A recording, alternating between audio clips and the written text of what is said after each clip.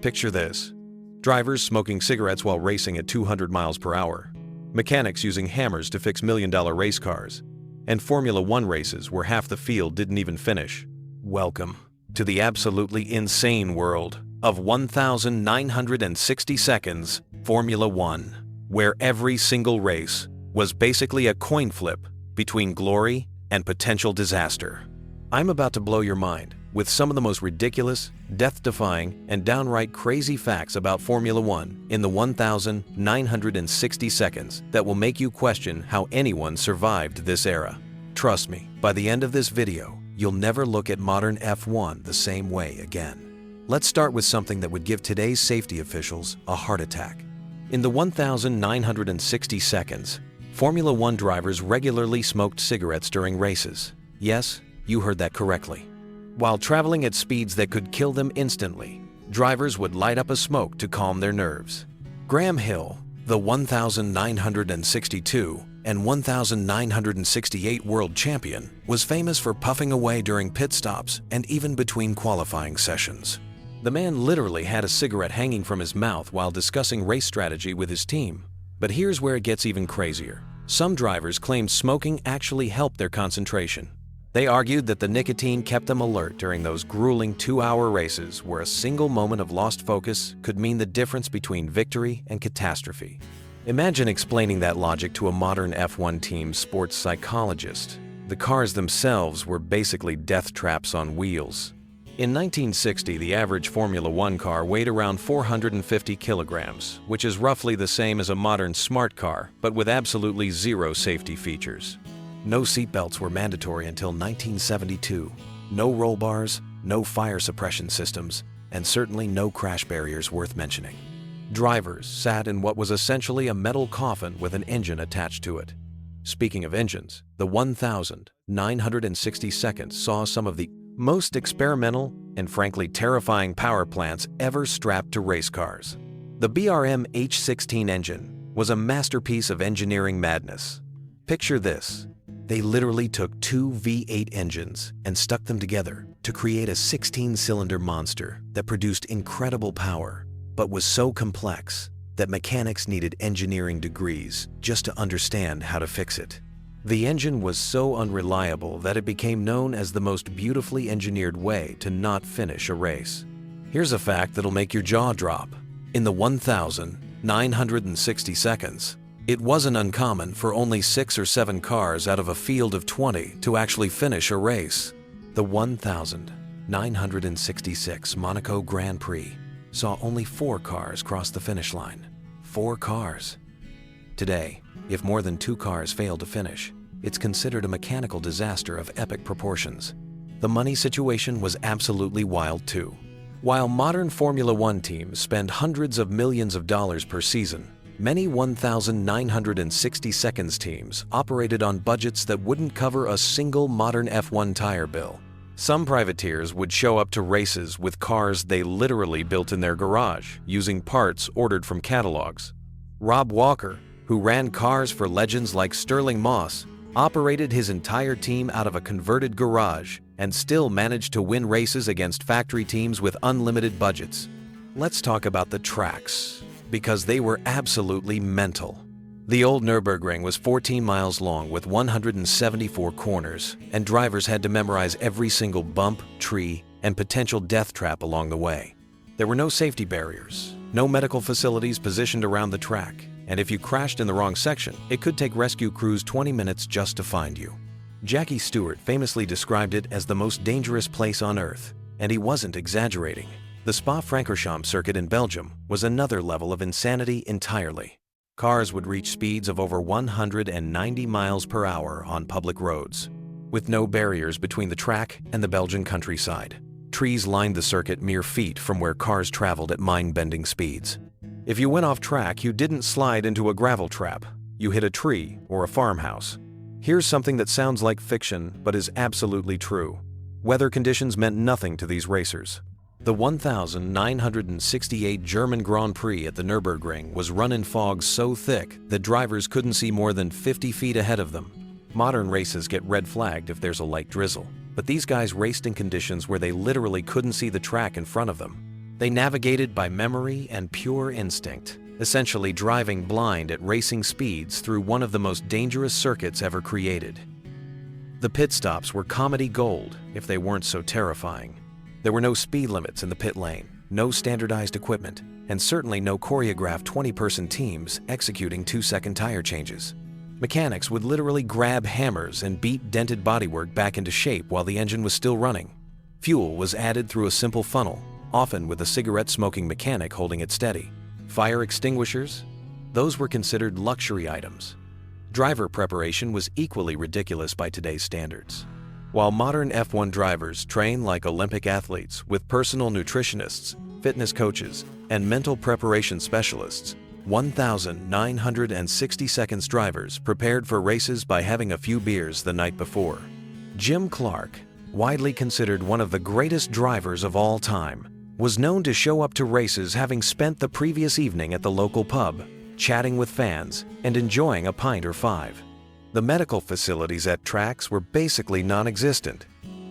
Most circuits had a single ambulance, often driven by a local volunteer who may or may not have had any medical training.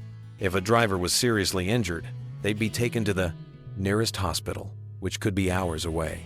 There were no on-site medical helicopters, no trauma specialists, and certainly no immediate life support equipment. Here's a mind-blowing stat. In the 1,960 seconds, there was roughly a 50% chance that a Formula One driver would be killed or seriously injured during their career. 50%. That means every time a driver suited up, they were essentially flipping a coin on whether they'd see their family again. Between 1,960 and 1,969, 13 Formula One drivers died in racing accidents. That's more than one per year in a sport with only about 20 regular competitors. The cars had some hilariously primitive features that would seem absurd today. Power steering didn't exist, so drivers needed genuine physical strength to wrestle these machines around a track for 2 hours. Air conditioning was the wind blowing through the cockpit. Communication with the pits happened through hand signals, or not at all. If your car broke down, you either fixed it yourself on track or walked back to the pits. Speaking of breakdowns, drivers were expected to be their own mechanics. It wasn't uncommon to see a driver pull over, hop out, and start working on his own car with tools pulled from the cockpit. Graham Hill once famously continued a race after stopping to hammer his suspension back into place with a rock he found beside the track. The technical regulations were so loose that teams got incredibly creative with interpretations.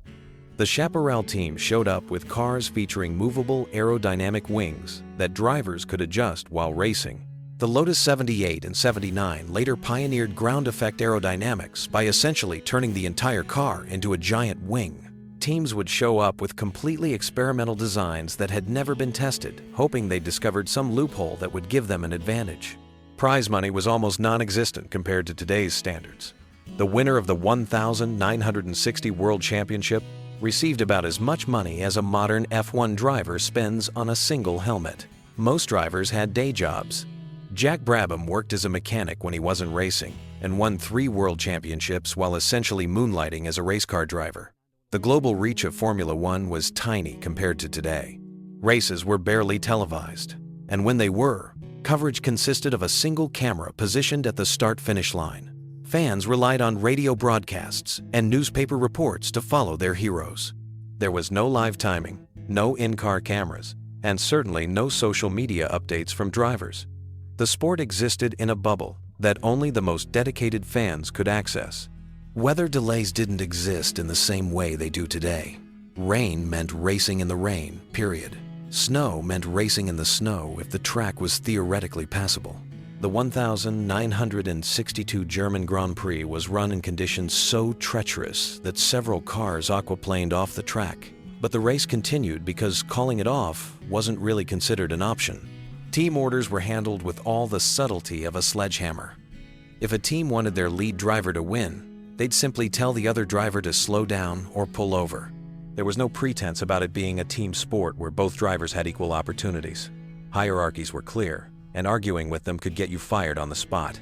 The evolution of safety during this decade tells an incredible story.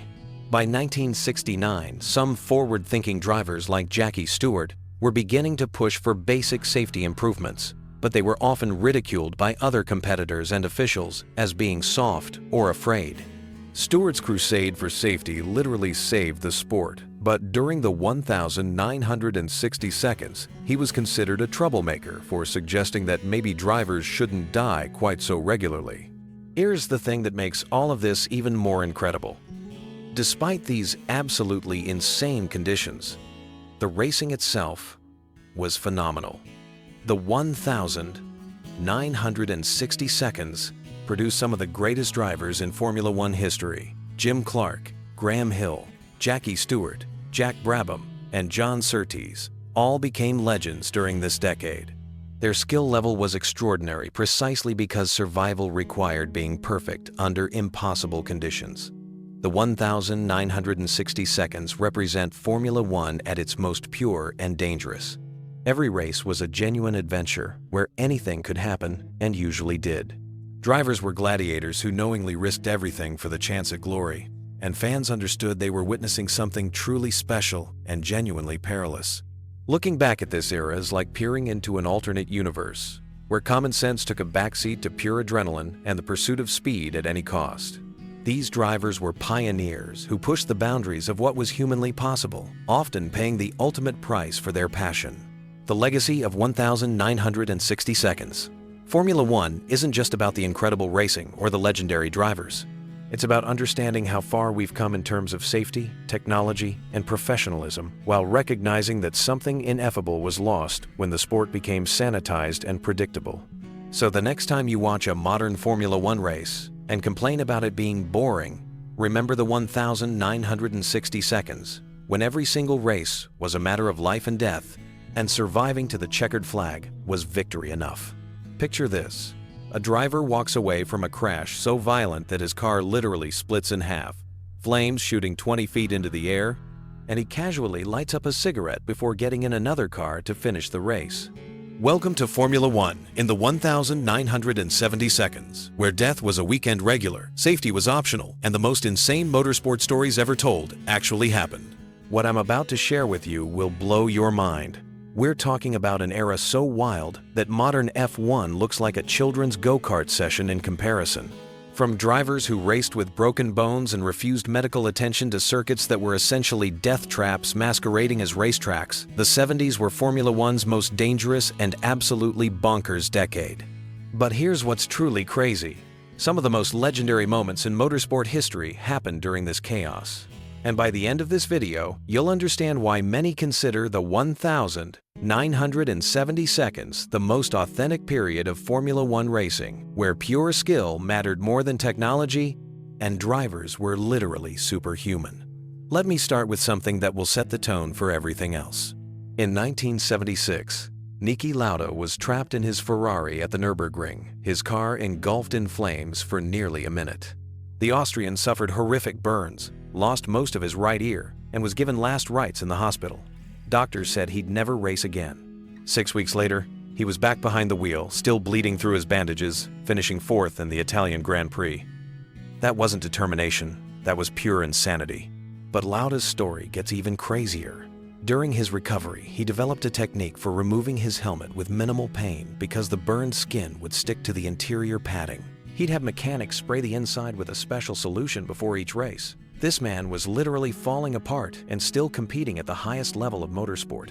Now, let's talk about the circuits themselves, because calling them dangerous would be the understatement of the century. The Nürburgring Nordschleife, where Lauda nearly died, was 14 miles of pure terror. Drivers called it the Green Hell, and for good reason. There were no safety barriers for most of the track, just trees, rocks, and drops that would kill you instantly if you made a mistake. Jackie Stewart, the three-time world champion, once said that walking the Nürburgring before a race was like writing your will. The track was so long that if you crashed at certain sections, it could take 20 minutes for help to arrive. During that time, you were completely on your own. And here's the kicker. Drivers raced there in the rain, in fog so thick they couldn't see 50 meters ahead. But the Nürburgring wasn't even the worst. The old Spa-Francorchamps circuit was 8 miles of unprotected roads through the Belgian countryside. Cars would hit speeds of over 190 miles per hour, with nothing but wooden posts and wire fencing between them and the forest. When it rained, which it did frequently, the track became an ice rink, with cars doing 180 miles per hour. Let me paint you a picture of how insane the safety standards were. In 1970, at the Monaco Grand Prix, a photographer was standing on the racing line taking pictures during practice, not behind barriers, not in a safe zone, literally on the track. When drivers complained, officials told them to drive around him. That actually happened. The cars themselves were basically bombs on wheels. The fuel tanks were thin aluminum sheets that would rupture if you looked at them wrong. There was no fuel bladder technology, no impact absorption. When these cars crashed, they didn't just break, they exploded. And the drivers knew this, yet they still pushed harder than any generation of F1 drivers before or since. Here's something that will blow your mind about the mentality of these drivers. In 1973, Roger Williamson crashed at the Dutch Grand Prix. His car flipped and caught fire, but he was alive and trapped inside. David Purley, another driver, stopped his car and tried desperately to flip Williamson's car over and save him. For several minutes, Purley was alone, trying to lift a burning race car while track marshals stood around doing nothing because they weren't properly trained. The most shocking part? The other drivers kept racing. They drove past this horrific scene, lap after lap, while Purley fought to save a fellow competitor's life. That wasn't heartlessness, innocent. That was the mentality required to survive. In 1,970 seconds Formula One, you couldn't afford to think about death, or you'd never be able to drive at the limit. Speaking of driving at the limit, let's talk about James Hunt, because this guy embodied everything crazy about 70s F1. Hunt didn't just race cars, he lived like every day might be his last. He'd show up to races hungover, sometimes still drunk from the night before, and then proceed to drive wheel to wheel at 180 miles per hour like it was nothing. At the 1976 British Grand Prix, Hunt's car was damaged in a first-lap crash. The race was restarted, but officials said Hunt couldn't participate because his car was too damaged. Hunt argued with them for 10 minutes, then got in his backup car and won the race. After the checkered flag, he discovered that officials had disqualified him during the argument. He appealed, won the appeal 3 months later, and kept the victory. That was just a typical weekend for Hunt. But here's what's really crazy about Hunt. He was terrified of flying. This man who would drive inches away from concrete walls at insane speeds was afraid of commercial aviation. He'd drive across Europe to races rather than fly, sometimes covering thousands of miles in his road car just to avoid getting on a plane. The rivalry between Hunt and Lauda in 1976 was the stuff of legend. But what made it special wasn't just their different personalities, it was the fact that they were genuinely risking their lives every time they got in their cars. When Lauda pulled out of the Japanese Grand Prix because of dangerous conditions, giving Hunt the championship, it wasn't cowardice. It was the rational decision of a man who'd already nearly died that season. Let me tell you about the most dangerous race of the decade, the 1976 Japanese Grand Prix at Fuji Speedway. It was raining so hard that drivers couldn't see the car directly in front of them. The track was flooding, and several drivers aquaplaned off the circuit at high speed. Lauda took one look at the conditions and decided his life was worth more than a championship. Hunt, needing to finish in the top 4 to win the title, drove the entire race essentially blind. During that race, Hunt passed cars he couldn't even see until the last second. He navigated corners by memory and instinct, hydroplaned multiple times, and somehow finished third to win the championship. When asked afterward how he did it, Hunt said he drove the entire race in a controlled panic, never knowing if the next corner would be his last.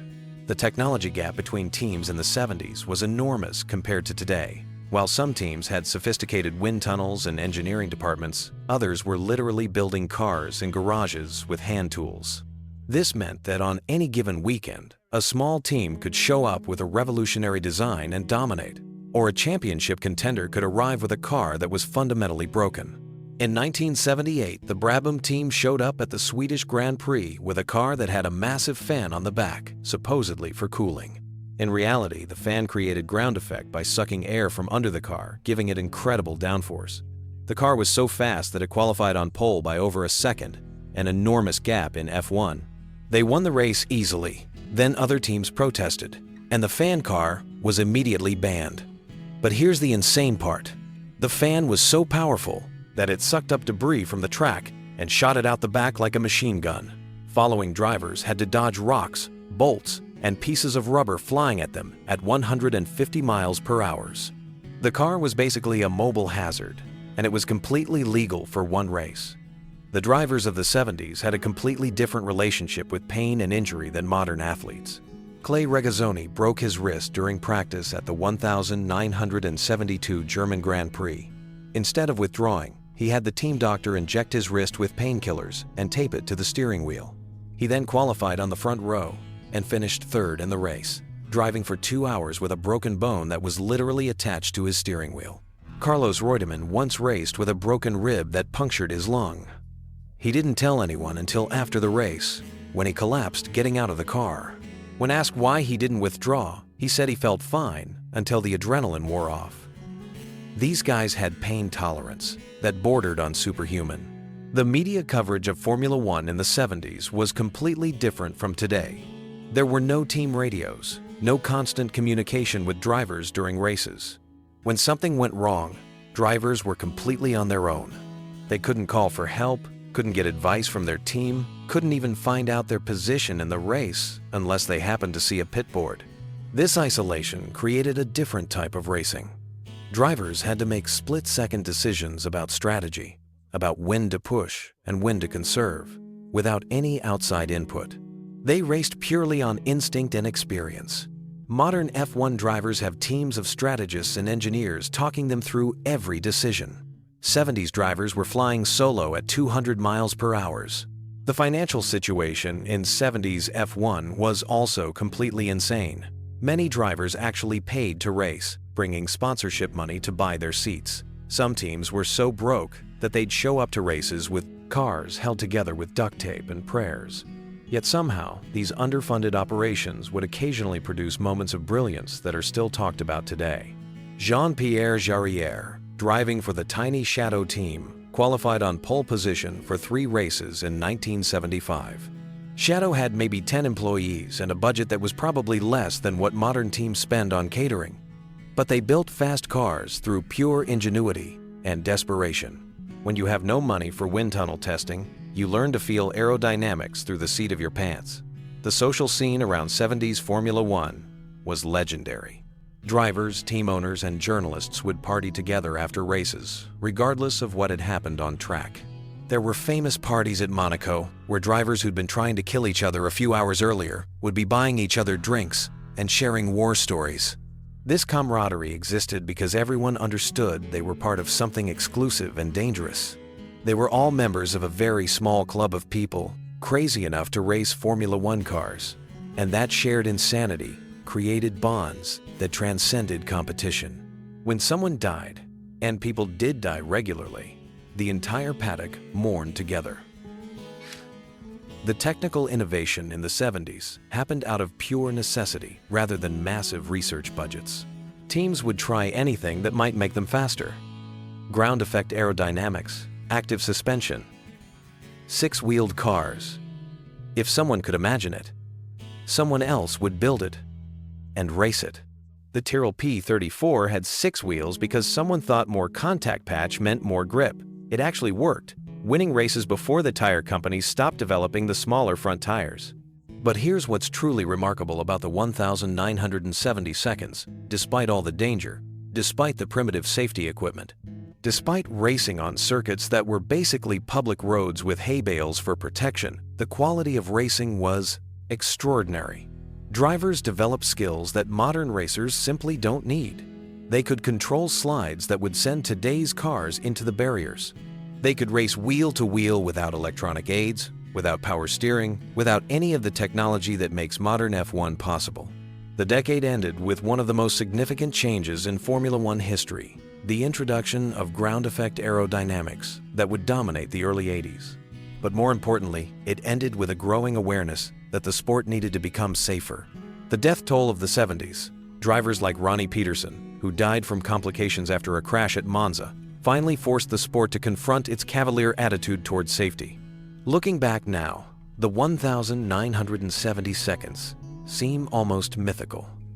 It was a time when individual brilliance could overcome technological disadvantages. When drivers were gladiators who accepted death as an occupational hazard. When races were won through pure skill and massive courage, rather than computer simulations and data analysis. These weren't just drivers, they were legends who raced in an era when Formula One was genuinely dangerous, genuinely unpredictable, and genuinely insane.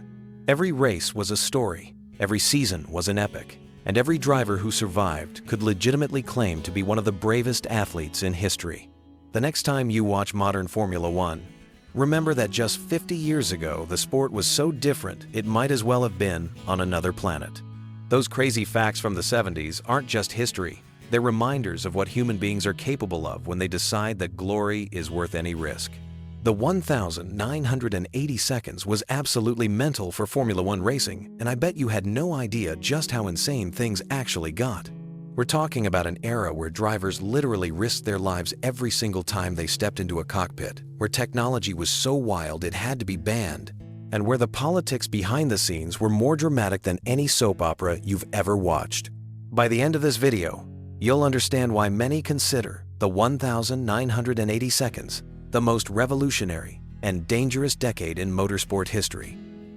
Picture this scenario for a moment.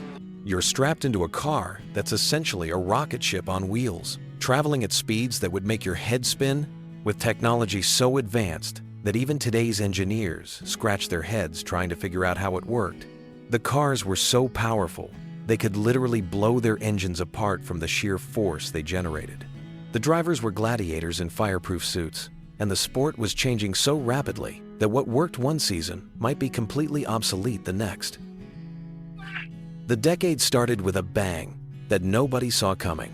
Ground effect technology had just been introduced, and it was like someone had discovered the secret to making cars stick to the track like magnets.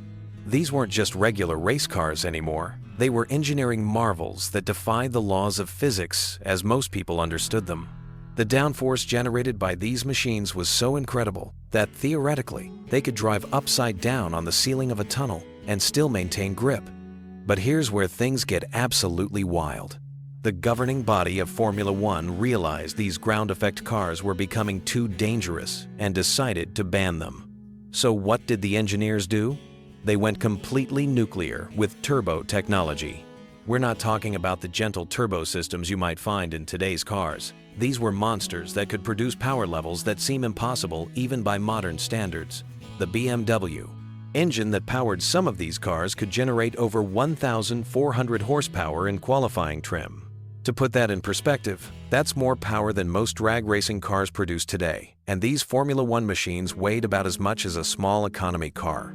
The power-to-weight ratio was so extreme that drivers described the sensation as being shot out of a cannon every time they pressed the accelerator. Nelson Piquet, one of the era's greatest champions, once described driving these turbo monsters as being like trying to control a wild animal that was constantly trying to kill you. The lag from the turbo systems was so pronounced that drivers had to anticipate power delivery several seconds before they actually needed it. They would press the throttle coming out of one corner while still planning for the acceleration they'd need 3 corners later. The fuel consumption of these beasts was absolutely staggering. Teams were limited to a specific amount of fuel for each race, which created an entirely new strategic element that had never existed before. Drivers had to become fuel conservation experts while simultaneously pushing their cars to the absolute limit. Some races came down to who could make their fuel last longest while still maintaining competitive speed. Ayrton Senna burst onto the scene during this decade, and his rivalry with Alain Prost became the stuff of legends. But what most people don't realize is how their different driving styles were perfectly suited to the schizophrenic nature of 1,980 seconds Formula One technology. Senna was pure aggression and instinct, wrestling these powerful machines into submission through sheer force of will. Prost was calculating and precise, using his engineering background to maximize the potential of whatever machinery he was given. Their 1,988 season with McLaren was perhaps the most dominant performance in Formula One history. They won 15 out of 16 races that year, with their Honda engines producing power so reliably that it seemed almost unfair to their competitors. But even this dominance came with drama. The two teammates were locked in psychological warfare that made their public friendship seem like a carefully orchestrated performance. The safety standards of the 1,980 seconds would be considered absolutely horrifying by today's measures. Drivers wore equipment that would barely be acceptable for amateur racing today. The cars themselves were death traps, waiting for the right combination of circumstances to become lethal. Fire was a constant threat, with fuel systems that could turn a minor accident into an inferno within seconds. Niki Lauda's comeback during this period was nothing short of miraculous. Having nearly died in a fiery crash just a few years earlier, he returned to racing with scars that told the story of just how dangerous this sport really was.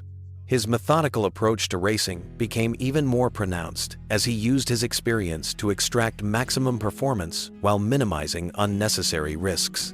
The technology race between manufacturers reached fever pitch during the mid-1,980 seconds. Honda, BMW, Ferrari, and others were pouring massive resources into engine development, creating power units that were essentially science experiments disguised as racing engines. The rate of technological advancement was so rapid that engines would become obsolete within a single season. Active suspension systems began appearing on some cars, giving them an almost supernatural ability to maintain perfect aerodynamic balance regardless of track conditions. These systems use computer-controlled hydraulics to adjust the car's ride height and attitude hundreds of times per second, creating a level of mechanical grip that seemed to defy physics. The qualifying sessions during this era were unlike anything seen before or since. Teams would build special qualifying engines that were designed to last for just a few laps but produce absolutely massive amounts of power. These engines were so highly strung that they would literally explode after producing their maximum output, but for those few minutes, they created some of the most spectacular lap times in motorsport history. Weather conditions could completely change the competitive balance overnight. Rain would neutralize the massive power advantages of the turbo cars, allowing naturally aspirated engines to compete on more equal terms. Some of the most memorable races of the decade happened in mixed conditions, where driver skill became more important than raw horsepower. The politics behind the scenes were equally dramatic. Team owners, engine manufacturers, and the governing body were locked in constant battles over technical regulations. Rule changes would happen with little notice, forcing teams to completely redesign their cars mid-season. The financial stakes were enormous, with manufacturers spending amounts that would be shocking even by today's standards.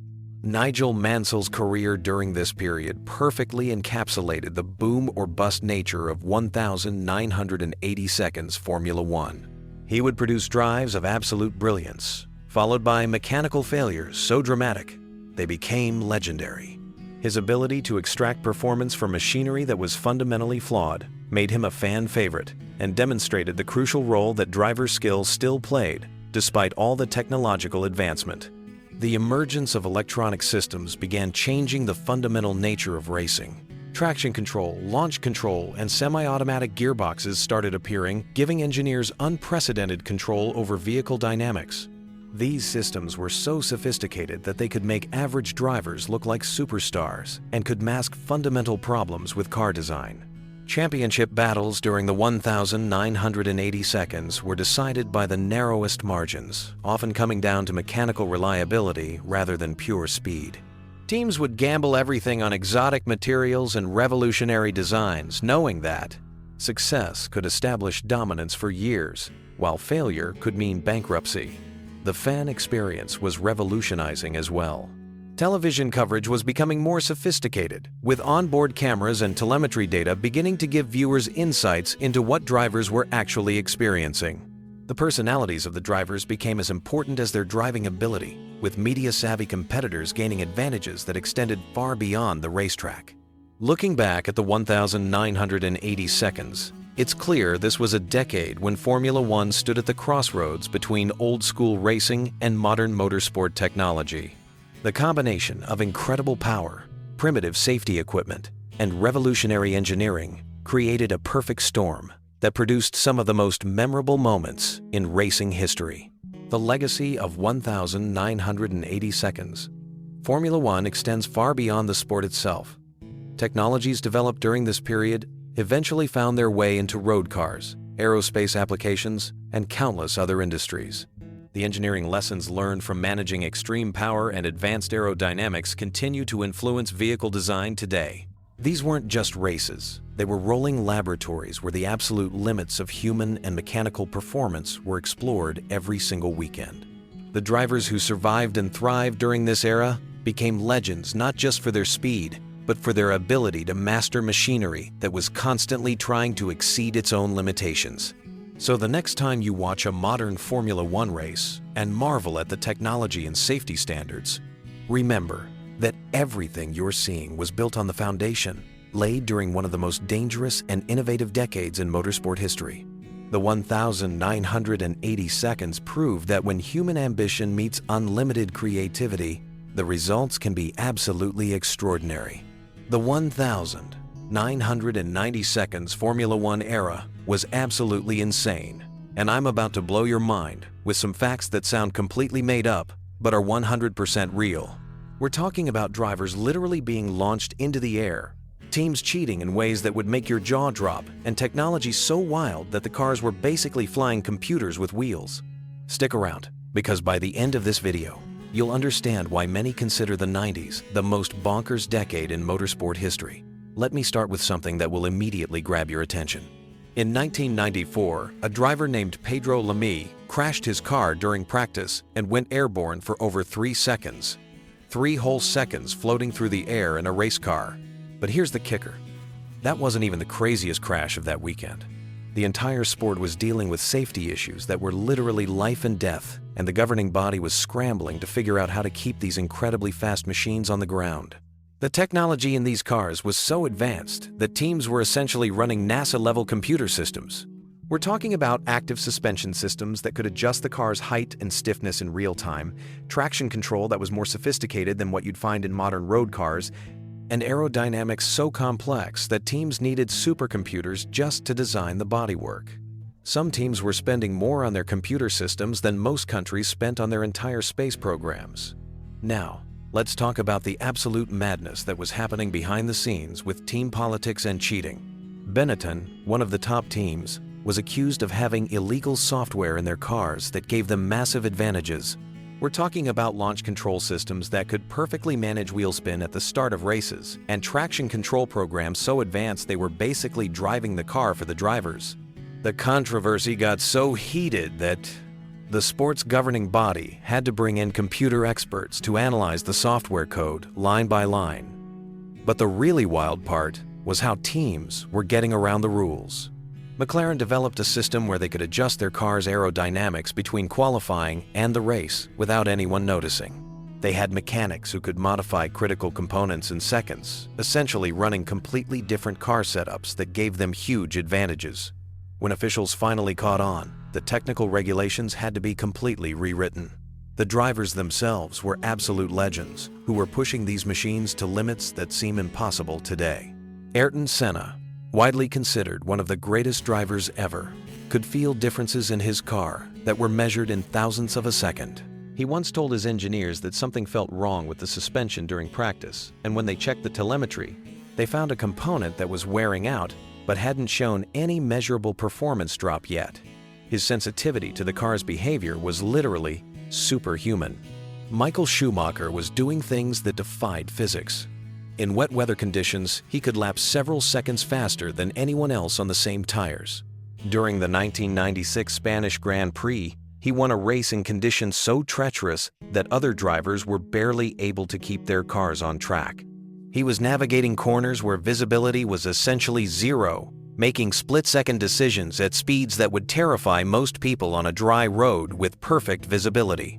The engineering battles between teams created some of the most innovative technology ever seen in motorsport. Williams developed an active suspension system that was so effective, it basically eliminated the need for drivers to manage car balance through corners. The system could predict what the car needed to do and adjust accordingly, faster than any human could react. Drivers described it as feeling like the car was playing Sfaris, reading their minds. Ferrari was working on engine technology that was producing power outputs that seemed impossible for the time. Their V12 engines were generating over 800 horsepower from just 3 liters of displacement, with reliability that allowed them to run full race distances at maximum performance. The engineering required to achieve this was so advanced that some of the techniques they developed are still used in modern Formula One engines today. The tire wars during this period created performance gaps that completely changed race outcomes.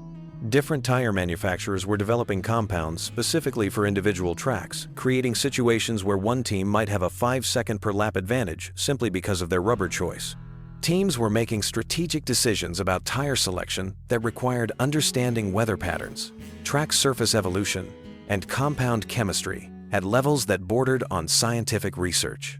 Let me tell you about some crashes that were so spectacular they changed safety regulations forever.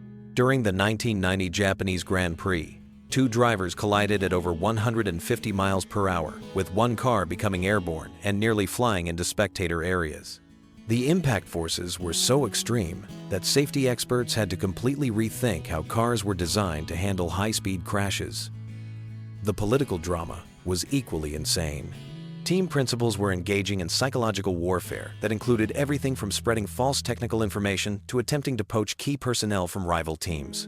One famous incident involved a team principal allegedly trying to sabotage a competitor's car by providing incorrect setup advice through planted sources. The level of espionage and mind games was more intense than most spy movies. Weather played a much bigger role in determining race outcomes than it does today. The cars had much less sophisticated traction control and stability systems, meaning that rain could completely shuffle the competitive order.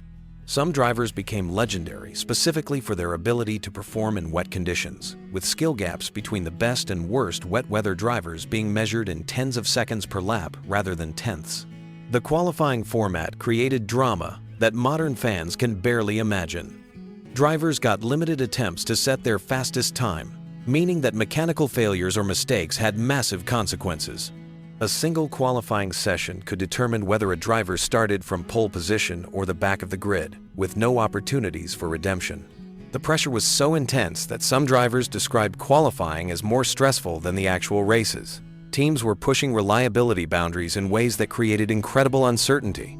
Cars were built so close to their performance limits that major failures were common even during races. Engines would literally explode in spectacular fashion.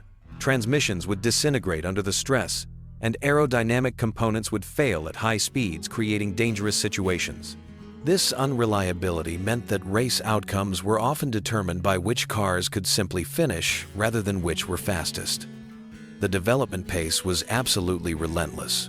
Teams were introducing major car updates at every race, sometimes completely redesigning aerodynamic packages or suspension systems between consecutive weekends. The engineering resources required to maintain this development pace meant that only the wealthiest teams could remain competitive throughout entire seasons. Television coverage was capturing moments of pure drama that seem almost scripted in hindsight. Cameras would catch drivers making impossible saves in situations where crashes seemed inevitable, or capture the exact moment when critical components failed at 200 miles per hour. The visual spectacle was enhanced by the fact that cars looked dramatically different from each other, with unique aerodynamic solutions and color schemes that made each team instantly recognizable. The financial stakes were reaching levels that attracted global attention from major corporations and governments. Sponsorship deals were worth tens of millions of dollars, and teams were essentially functioning as advanced technology companies that happened to go racing on weekends. The economic impact of successful Formula One programs was influencing stock prices and international business relationships. Driver contracts included clauses that seem bizarre by modern standards. Some drivers had agreements that allowed them to leave teams if specific performance targets weren't met, while others had personal clauses that covered everything from preferred mechanics to custom seat designs. The legal complexity of these arrangements sometimes required international arbitration to resolve disputes. The testing programs were unlimited, meaning teams could run their cars every day of the week if they chose to. This created development advantages for teams with larger budgets, but also led to innovation at a pace that was difficult for regulations to keep up with. Some teams were completing more test miles during the off-season than many modern teams run during entire championship campaigns. As we reached the end of the decade, the combination of incredible technology, fearless drivers, and minimal safety regulations had created a perfect storm of spectacular motorsport that will probably never be repeated. The cars were faster, more dangerous, and more technologically advanced than anything that came before, while the drivers were pushing human performance to absolute limits. The legacy of 90s Formula One continues to influence modern motorsport in ways that most fans don't realize. Safety innovations, technical regulations, and even basic race procedures that we take for granted today were all developed in response to the controlled chaos of that incredible decade. When you watch modern Formula One and wonder why certain rules exist, the answer usually traces back to something completely insane that happened during those 10 years. That's the real story of Formula One in the 1,990 seconds, a decade where the impossible became routine, where technology pushed beyond reasonable limits, and where human skill met engineering excellence in ways that created some of the most memorable moments in motorsport history. If you found these facts as mind-blowing as I did, make sure to hit that like button and subscribe for more deep dives into the wildest stories from racing history. What if I told you that Formula One drivers in the 2000s were literally risking their lives every single race weekend? And some of the craziest moments in motorsport history happened during this decade that most people have completely forgotten about? Buckle up, because the stories I'm about to share will completely change how you see this era of racing forever. The 2000s in Formula One weren't just about fast cars and famous drivers. This was a decade where technology exploded, where human drama reached soap opera levels, and where the sport itself nearly collapsed under the weight of its own ambitions. From secret spy scandals that would make James Bond jealous to crashes so horrific they changed safety forever, the 2000s were absolutely insane. Let me start with something that will blow your mind. In 2001, Ferrari was so dominant that Michael Schumacher wrapped up the championship with 4 races still remaining. But here's the crazy part nobody talks about. Ferrari actually considered telling Schumacher to slow down and let other drivers win races just to make the sport more exciting for television audiences. Imagine being so good at something that you have to deliberately lose just to keep people interested. That's exactly the position Ferrari found themselves in. But Ferrari's dominance wasn't just about having a good car. They had created what was essentially a Formula One mafia. The team had poached engineers from every major competitor, built relationships with tire suppliers that gave them unfair advantages, and even had inside information about what other teams were developing. The Ferrari garage wasn't just a workplace. It was like a secret society where winning wasn't just expected, it was mandatory. Speaking of mandatory winning, let's talk about Michael Schumacher himself. This guy wasn't just competitive. He was obsessively, almost psychotically focused on victory. Former team members have revealed that Schumacher would arrive at the factory at 6 in the morning and stay until midnight, studying every single piece of data from previous races. He memorized the layout of every racing circuit down to the millimeter and could tell you the exact braking points for every corner from memory. But here's where it gets really crazy. Schumacher was so dedicated to winning that he actually broke his leg in a motorcycle accident in 1999, and instead of taking time to properly recover, he was back in the car just 6 races later. Doctors told him he was risking permanent damage, but Schumacher didn't care. He was literally willing to sacrifice his long-term health for short-term racing success. The 2000s weren't just about individual obsession, though. This decade saw technological advances that were absolutely mind-blowing. Teams were spending hundreds of millions of dollars on research and development, creating cars that were basically science fiction vehicles disguised as racing machines. McLaren developed a car with a computer system so advanced that it could predict weather changes 30 minutes before they happened and automatically adjust the car's setup accordingly. Williams created aerodynamic systems that generated so much downforce that their cars could theoretically drive upside down on a ceiling at speeds over 100 miles per hour. Think about that for a second. These weren't just fast cars. They were engineering marvels that defied basic physics. But all this technology came with a dark side. The cars were becoming so advanced that human drivers were almost becoming secondary to the machines they were piloting. Teams were using computer systems to control everything from gear shifts to brake pressure, essentially turning drivers into highly skilled passengers in their own vehicles. The FIA, Formula One's governing body, realized this was getting out of hand and started banning technologies left and right.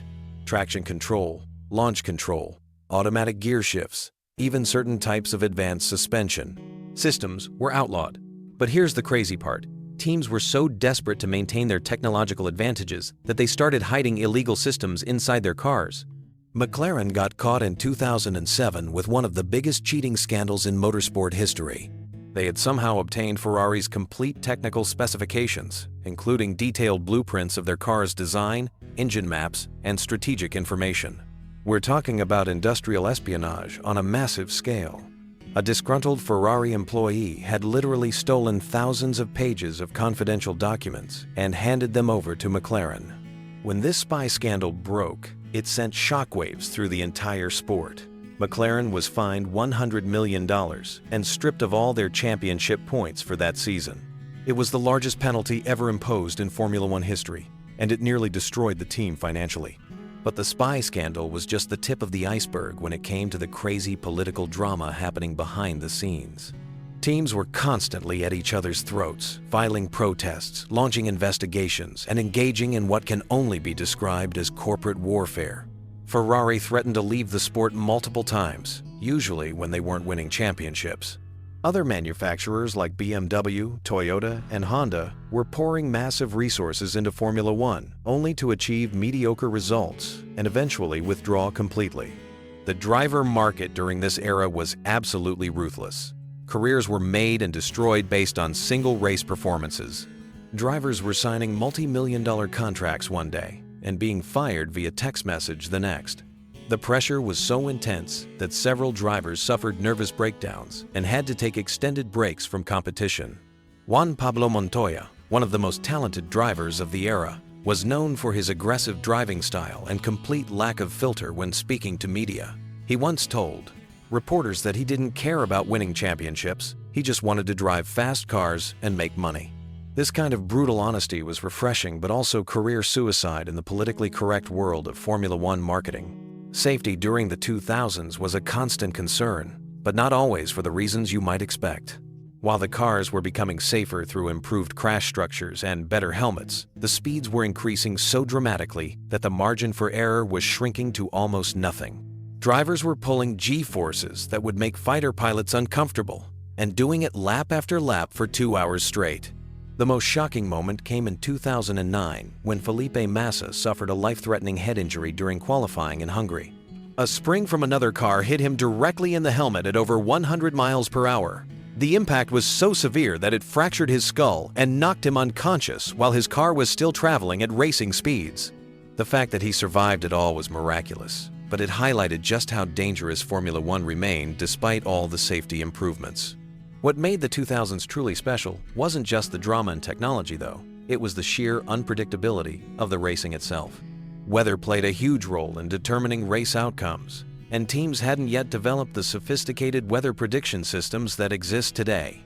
Drivers had to make split-second decisions about tire changes and racing lines based on nothing more than their instincts and experience. Some of the greatest races in Formula One history happened during downpours, when visibility was almost zero and cars were sliding around corners sideways. The 2008 Brazilian Grand Prix is still considered one of the most dramatic finishes ever, with Lewis Hamilton passing Timo Glock in the final corner of the final lap to win his first championship by a single point. The tire wars between Michelin and Bridgestone added another layer of complexity that made every race weekend a strategic chess match.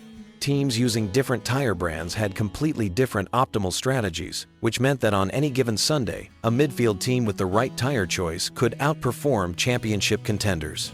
But perhaps the craziest fact about Formula One in the 2000s was how close the entire sport came to completely collapsing. The global financial crisis of 2008 hit Formula One harder than almost any other professional sport. Several teams went bankrupt, manufacturer support dried up, and television viewership plummeted in key markets. Honda, one of the most successful engine manufacturers in Formula One history, literally gave their team away for free to team principal Ross Brawn. They were so desperate to exit the sport that they paid Brawn to take the team off their hands. What happened next was one of the greatest underdog stories in sporting history, as the newly renamed Brawn GP won both the Drivers' and Constructors' Championships in 2009, despite having almost no budget and uncertain future. The social dynamics between drivers during this era were fascinating and often completely insane. These guys were competing for the same limited number of seats in top teams, which created an atmosphere of paranoia and backstabbing that would make reality TV producers jealous. Teammates were sharing technical information while simultaneously trying to destroy each other's careers. The relationship between Fernando Alonso and Lewis Hamilton when they were teammates at McLaren in 2007 was particularly toxic. Both drivers were convinced they deserved preferential treatment from the team, leading to public arguments, strategic sabotage, and eventually Hamilton demanding that McLaren choose between him and Alonso. The situation became so dysfunctional that it probably cost McLaren the championship that year. Media coverage of Formula One in the 2000s was also completely different from today. Social media didn't exist, so fans only got carefully controlled glimpses into the personalities and private lives of drivers. This created an air of mystery and speculation that made every interview and public appearance feel like major news. Drivers had much more freedom to speak their minds without worrying about immediate backlash from thousands of online critics. The result was more authentic and often controversial statements that revealed the true competitive nature of these elite athletes. Some drivers became famous as much for their outrageous quotes as their racing achievements. The 2000s were also the last decade where Formula One maintained its image as the pinnacle of automotive luxury and exclusivity. Races were held at glamorous locations around the world, attended by celebrities, royalty, and business leaders who treated Grand Prix weekends as social events rather than just sporting competitions. The paddock was like a traveling circus of wealth and sophistication, where million-dollar business deals were negotiated over champagne and caviar, while cars screamed past at 200 miles per hour just meters away. This contrast between elegant sophistication and raw mechanical violence was part of what made Formula One so compelling during this era. Looking back, the 2000s represented a unique moment in Formula One history when technology, human drama, and pure racing excitement converged to create something truly special. The combination of unlimited budgets, minimal regulations, and intensely competitive personalities produced a decade of racing that was simultaneously more advanced and more unpredictable than anything we see today. The legacy of this era continues to influence Formula One even now, decades later. Many of the safety innovations, technical regulations, and commercial structures that define modern Formula One were developed in response to the excesses and tragedies of the 2000s. The sport learned valuable lessons about the importance of balancing technological advancement with human safety, competitive fairness with commercial viability, and individual achievement with collective sustainability. These weren't just races, they were cultural events that captured global attention and created legends that still inspire new generations of racing fans and drivers today. Did you know that a Formula One car generates enough downforce to literally drive upside down on the ceiling of a tunnel at high speeds? That's just the beginning of the insane engineering madness that defined the 2010 seconds in Formula One. This decade wasn't just about racing. It was about pushing the absolute limits of physics, technology, and human capability in ways that will blow your mind. The 2010 seconds were arguably the most revolutionary decade in Formula One history. We witnessed engineering breakthroughs that seemed impossible, driver performances that defied logic, and technological innovations that would make NASA engineers jealous. From cars that could accelerate faster than falling objects to hybrid systems more advanced than anything on the road today, this decade redefined what we thought was possible in motorsport. But here's what most people don't realize about F1 in the 2010 seconds. While everyone was watching the wheel-to-wheel battles on track, behind the scenes, teams were engaged in a technological arms race that cost hundreds of millions of dollars and involved some of the smartest minds on the planet.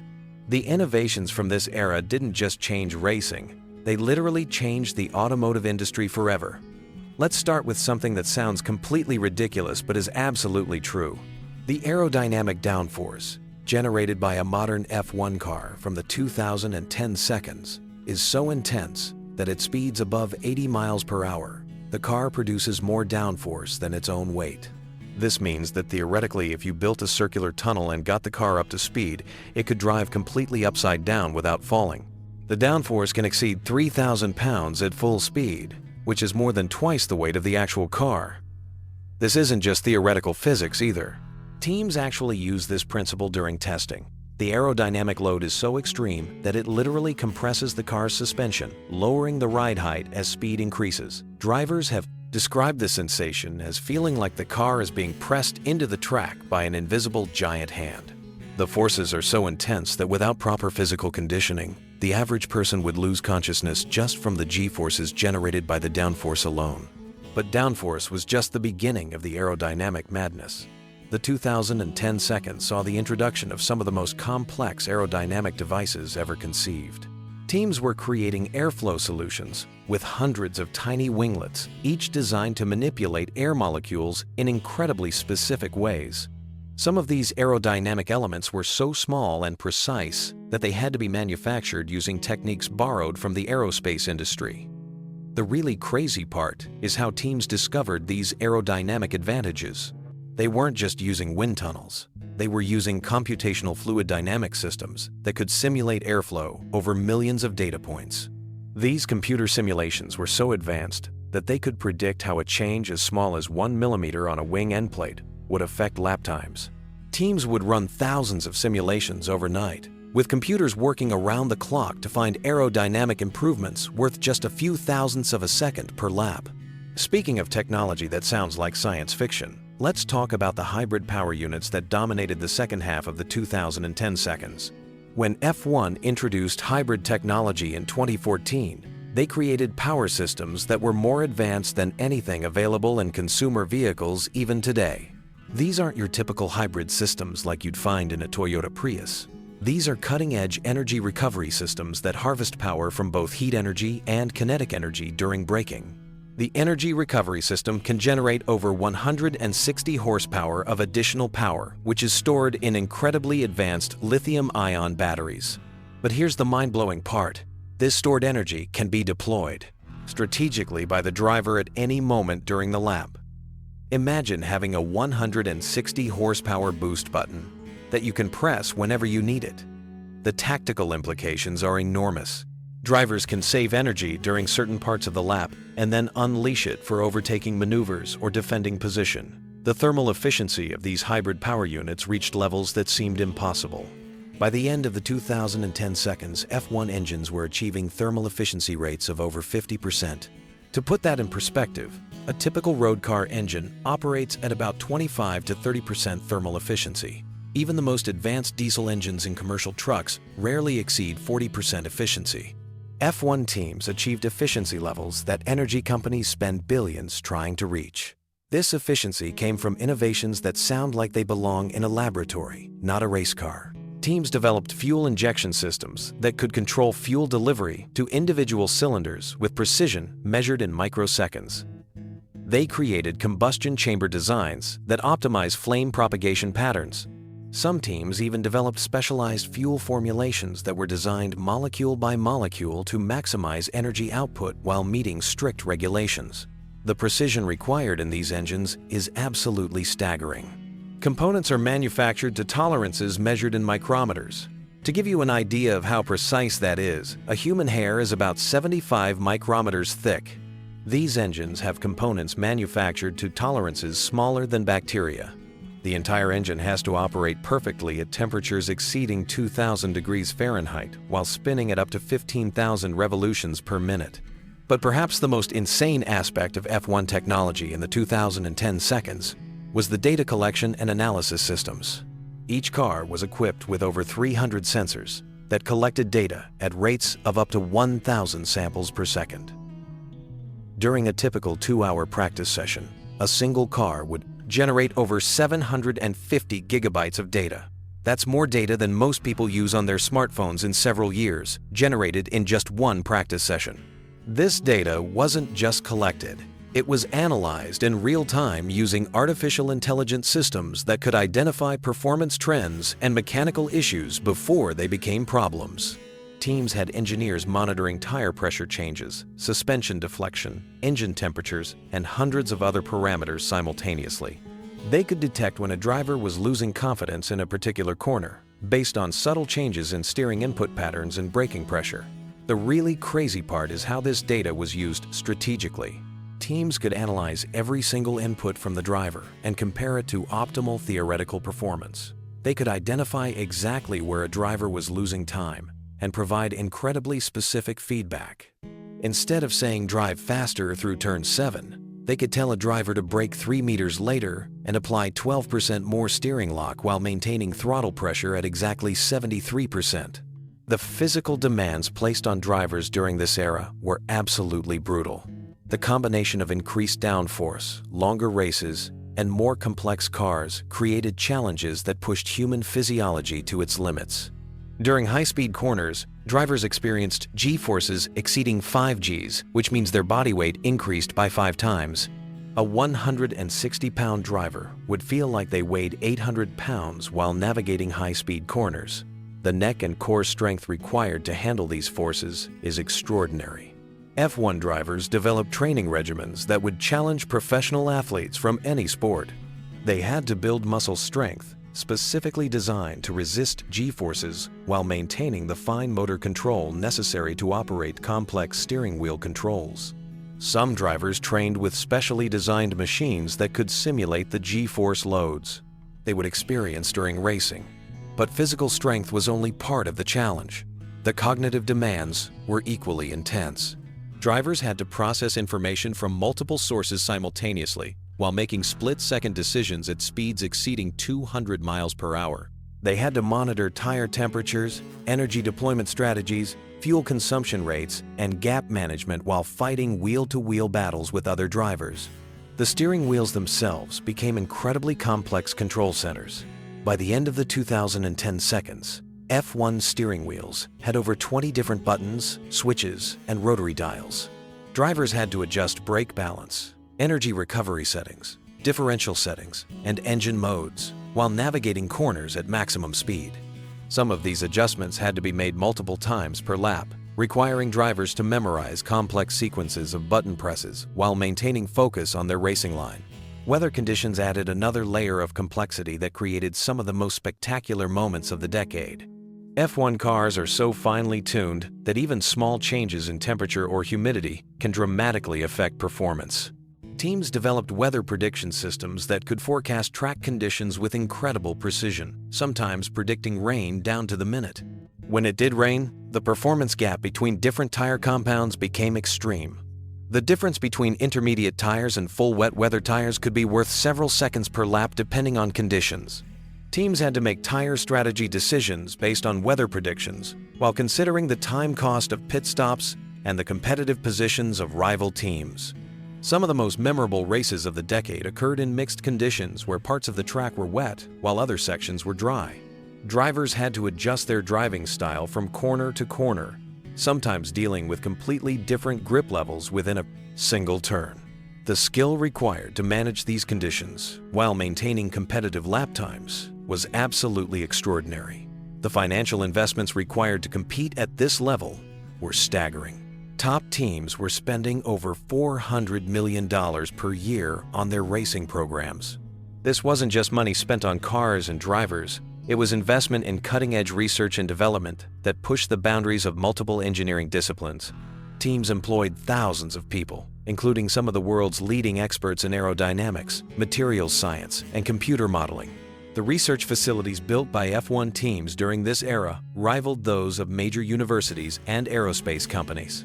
Some teams built wind tunnels that cost over $100 million, capable of testing at speeds and pressures that exceeded anything available in commercial research facilities. These facilities operated 24 hours a day, with teams conducting thousands of aerodynamic tests throughout the season. The manufacturing processes developed for F1 components were equally advanced. Teams used 3D printing technologies that could create parts from exotic materials like titanium and carbon fiber composites. Some components were manufactured using techniques borrowed from the jewelry industry, creating parts with surface finishes smooth enough to be measured in nanometers. But perhaps the most incredible aspect of F1 in the 2010 seconds was how quickly innovation spread throughout the sport. When one team developed a significant advantage, rival teams would analyze every detail and develop their own versions within weeks. This created a constant cycle of innovation, where teams were continuously pushing each other to develop better solutions. The competitive pressure was so intense that teams would sometimes develop completely new concepts between races. Engineering departments worked around the clock, with some innovations going from initial concept to race-ready component in just days.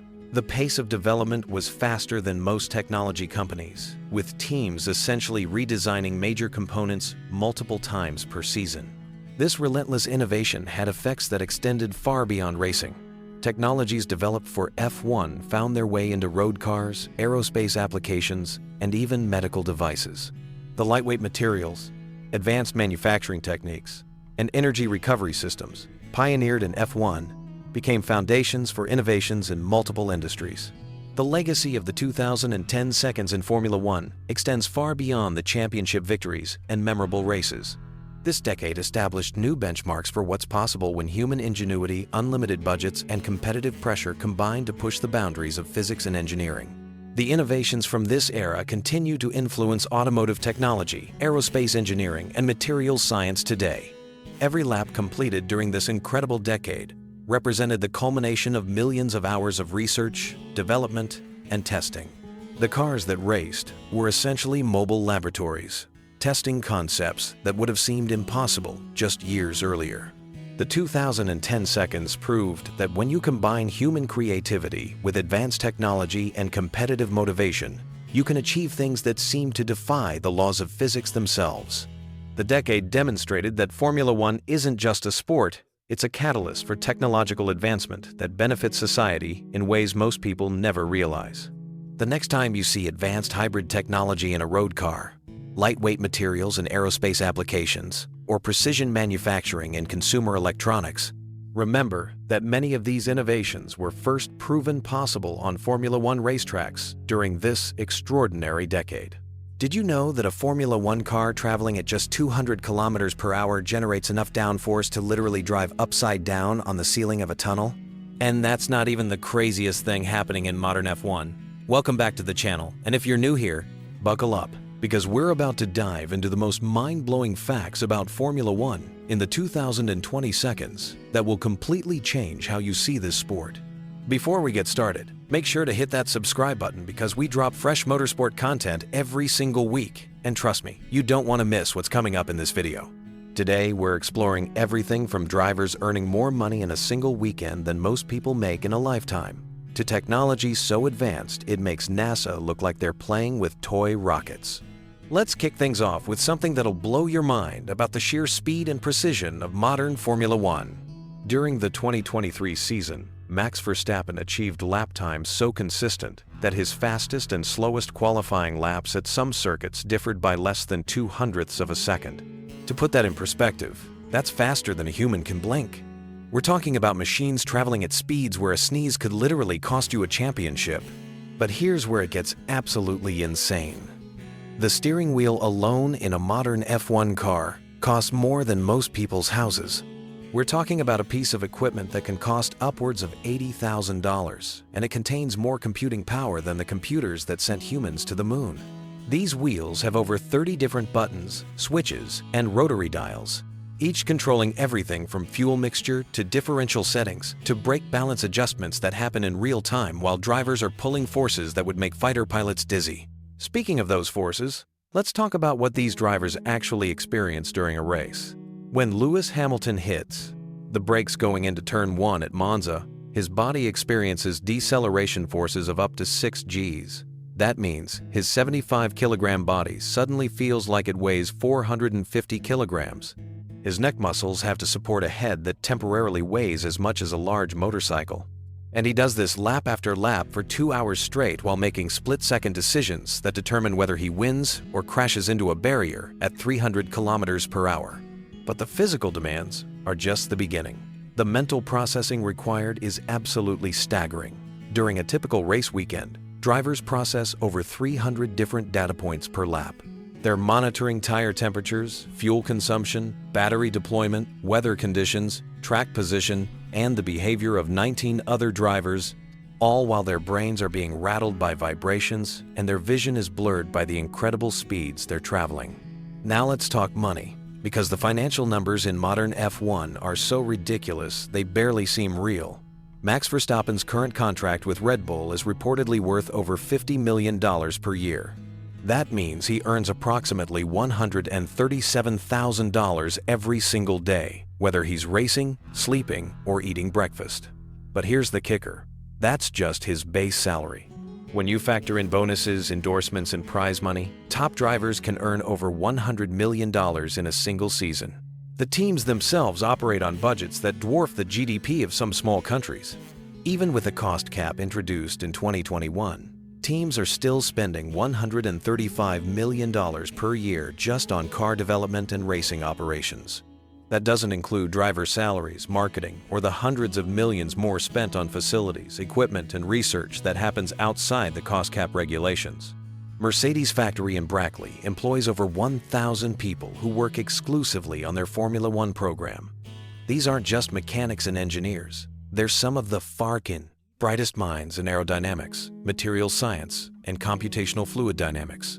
Many of them have advanced degrees from the world's top universities and could easily work for aerospace companies or technology giants, but they choose F1 because it represents the absolute cutting edge of engineering innovation. The technology development never stops, and the pace of innovation is absolutely mind-blowing. Teams bring upgrades to their cars at almost every single race weekend.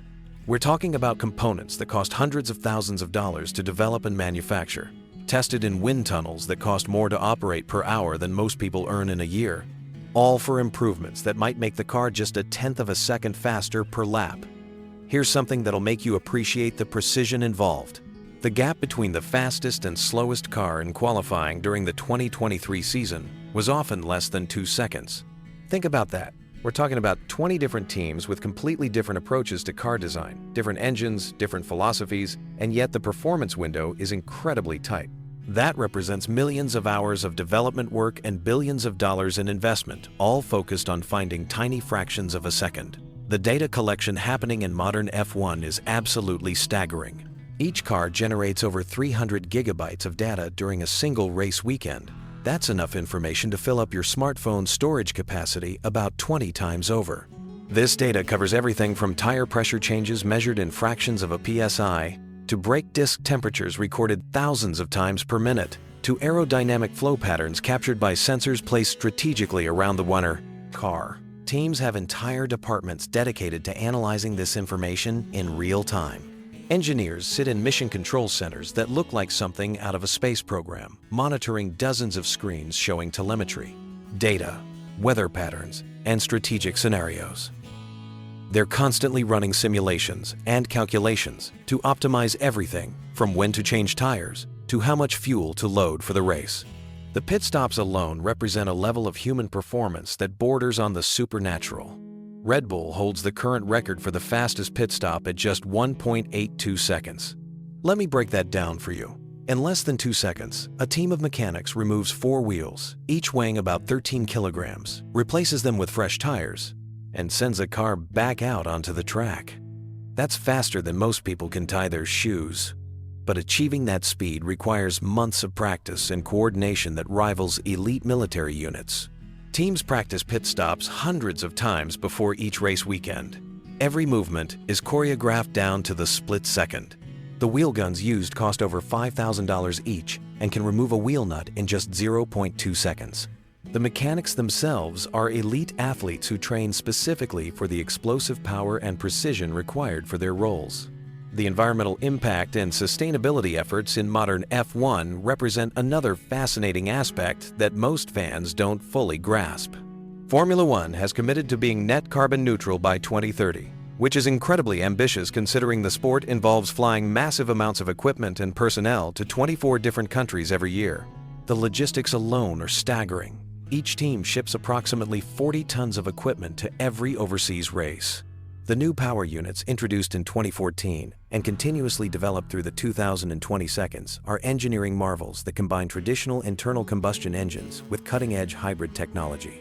These power units achieve thermal efficiency rates of over 50%, which is significantly higher than most road car engines and even rivals some power plants. The energy recovery systems can harvest over 160 horsepower worth of energy that would otherwise be lost as heat and kinetic energy during braking. But here's where it gets really interesting from a technology transfer perspective. The materials and manufacturing techniques developed for F1 components often find their way into everything from medical devices to aerospace applications. The carbon fiber technology used in F1 chassis construction has been adapted for prosthetic limbs and surgical instruments. The computational fluid dynamics software developed for aerodynamic optimization is now used in designing more efficient wind turbines and building ventilation systems. The safety innovations that have emerged in the 2020 seconds are absolutely remarkable. The Halo device, that titanium structure you see above the driver's heads, can withstand the impact of a 20-kilogram wheel traveling at 225 kilometers per hour. That's equivalent to the weight of a large car tire moving at highway speeds hitting the device, and it will deflect that impact away from the driver's head. The development and testing of this single safety component cost tens of millions of dollars and required thousands of hours of computer simulation and physical testing. The barriers around modern F1 circuits are technological marvels in themselves. The safer barriers and TechPro barriers used at most circuits are designed to absorb and dissipate massive amounts of energy during impacts. These barriers can handle impacts of over 70 Gs while keeping deceleration forces on the driver within survivable limits. The research and development that goes into these safety systems has saved countless lives, not just in motorsport, but in road car applications as well. Let's talk about something that really showcases the global reach and cultural impact of modern F1. The Netflix series Drive to Survive has completely transformed how people engage with the sport.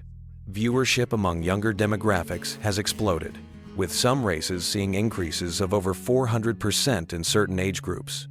This has led to F1 expanding into new markets, with races now happening in locations like Miami, Las Vegas, and potentially other new venues that would have been unthinkable just a decade ago.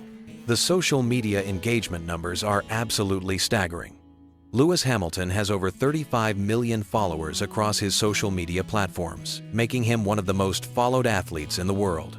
The official F1 accounts generate billions of impressions every season, and individual race highlights regularly receive tens of millions of views within hours of being posted. But perhaps the most mind-blowing aspect of modern F1 is how the sport has become a proving ground for technologies that will shape our future. The energy recovery systems being developed for F1 are directly applicable to road car hybrid and electric vehicle technology. The advanced materials being used in car construction are finding applications in everything from aerospace to renewable energy infrastructure. The simulation technology used by F1 teams is so advanced that it's being adapted for use in weather prediction, urban planning, and even pandemic modeling. The computational power required to run these simulations is enormous. Teams use supercomputers that rank among the most powerful privately owned computing systems in the world. As we look toward the future, F1 is preparing for changes that will make the current era look primitive by comparison. The introduction of sustainable fuels, further electrification of the power units, and the development of fully autonomous safety systems represent just the beginning of what's coming. Teams are already investing in artificial intelligence systems that can optimize car setup and strategy in ways that human engineers never could. The fact that you've made it this far in the video tells me you're as fascinated by this incredible sport as I am. Make sure to hit that like button if you learned something new today, and subscribe for more deep dives into the world of motorsport.